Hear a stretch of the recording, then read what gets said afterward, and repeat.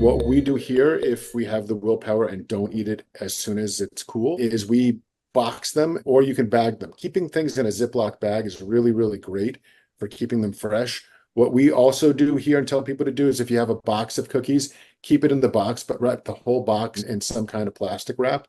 That will really help keep it fresher longer. The other thing that we do to keep cookies fresh, which kind of seems like an oxymoron, is we freeze them. Cookies freeze really, really well. And if you have a cookie today that you enjoy, but you want to have it more in a week, freeze the cookie. And when you're ready to eat it, you let it come to room temperature. Or if you want that fresh baked feeling, put the cookie on a cookie sheet, put it in a 350-degree oven for 5 minutes. And that's all. It won't feel totally done, but let it cool on the cookie sheet and it'll be like fresh baked. And that's something that you can do 2 months from now.